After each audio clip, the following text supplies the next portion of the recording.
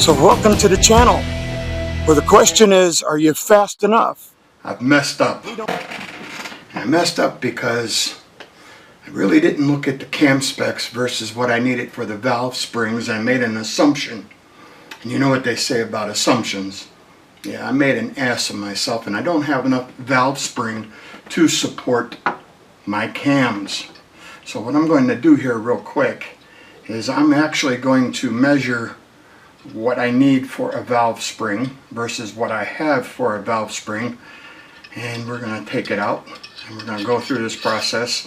Maybe someone can learn something from my screw up, but my cams are fairly meaty for a 2-valve combination, and they're not monster by any imagination for a big block. I mean, in fact, even a small block Chevy would slap at my cams, but you know, that's just the nature of a 2-valve Ford 4.6. Their sizes are tiny compared to other heads and other cam specs. So what I'm doing here is taking the caps off, and I'm going to remove one of the valve springs so that I can measure what the valve height needs to be on the seat. And I got this handy dandy tool here that I bought off of eBay, and I think I paid 30 bucks for it. But anyways, what this allows me to do is it allows me to depress the spring after I have bolted it onto the area where the cam caps go. And I'll just snug that down real quick, and I'm going to be able to depress the spring and take the clips out of the retainer, and I'll be able to remove the spring. And I'm just going to tighten these up a little bit so I don't get my fingers pinched, because that would suck. And I think I may have messed up already because I don't have anything to dig out the retainers, but we're going to see how it goes. Anyway, so put a little tension on it, a little tension here. And I'm going to take out the intake valve spring and see what we come up with. So anyways, this little nifty thing will thread in like so, maybe, if I don't drop it first. Well, looks like I'm going to have a problem here, because I don't want to thread.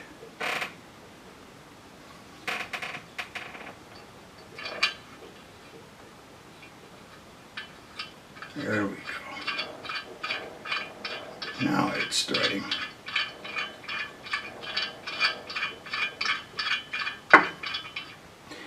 And this little piece has a little opening, so you can pull your clips out, and this will press the spring down off the top of the retainer.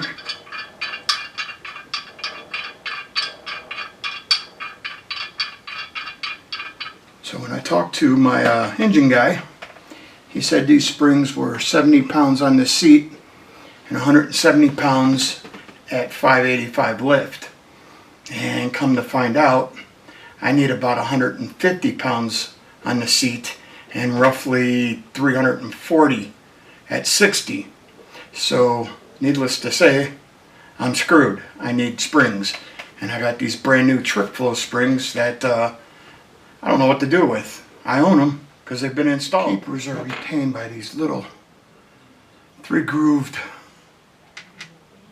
greased thingamabobbers on the valve, and this keeps the spring from exploding out. But you'll see in a second. I'm going to take everything back off, and we're going to measure what that valve wants as far as height, spring height goes. And then when I order the new springs, I'll know what I need specifically.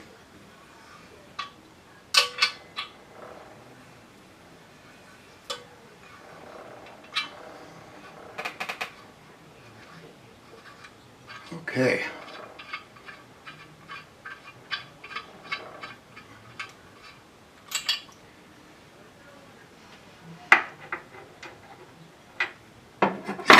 Pull the valve out, or the spring out right now. And there is a little cap on top of the spring, right there. And what we're going to do is we're going to insert that into our spring height tool,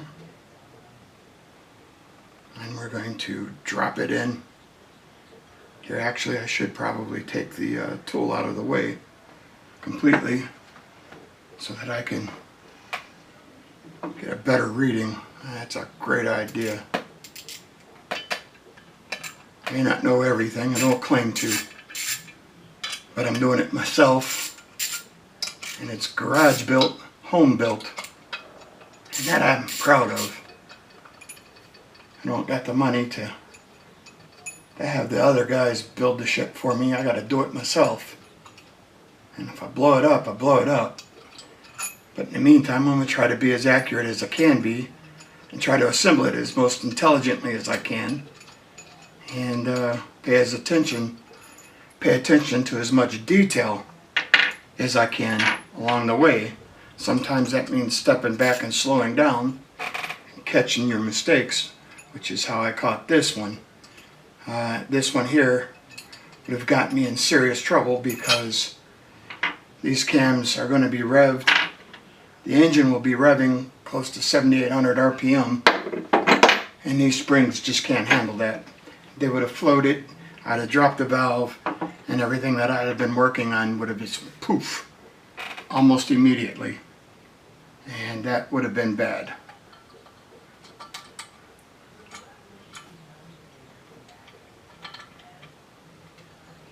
And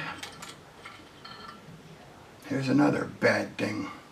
I can't measure the damn valve. So I'm going to have to do it the old-fashioned way.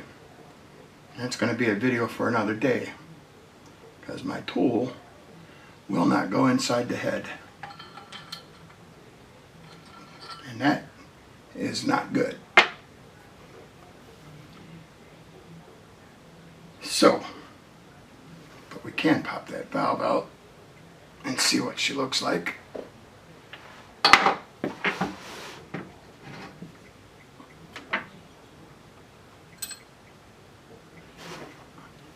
I'll bring that in close.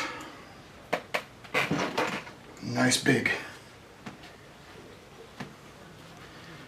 5-angle valve job on that bad boy. I don't know if you can see it. I don't know if the camera focused on it, but we'll try it. Alright. Well, let's put it back together temporarily.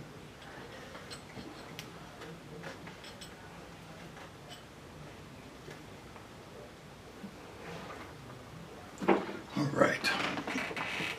Well, I can measure the spring and see what it is. The keeper. But that's about all I can do. There is a shim down there, but I think that's more or less it's not a shim. It's the valve seal itself that it's sitting on. Well, I had hoped to have some numbers for this evening's blog, but apparently I'm not going to have them, because apparently Ford has a very peculiar way of doing things, and I need a special micrometer to measure installed valve height on a modular Ford.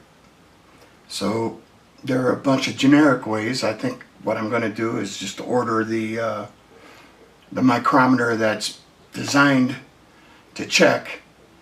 So we're going to wait a couple days, and we'll come back with some answers if those things interest you. In the meantime, if you know anybody that needs a brand new set of Trick Flow replacement valve springs for 4.62 valve heads, hit me up. $100, give you the keepers, and the springs for $100. Brand new, never been fired. I might even throw in the seals too, because whatever I do, I'm going to end up having to replace those as well, I think. And on another note, next video is going to be time trials. We're going to do a baseline, 2 poles at 42 on Friday night, which will be 2 days from now, because tonight is Wednesday. And we're going to see exactly how fast we're not. And in the words of my dear friend's father, you know, Kenny Williams always told me that you don't go to the track to find out how fast you are. You go to see how slow you are. And with that, I'm going to leave you. And next video will be a couple passes at 42 to see how slow we are for a baseline on my 2-valve stock, naturally aspirated, new edge Ford Mustang. Thanks for watching. See you soon.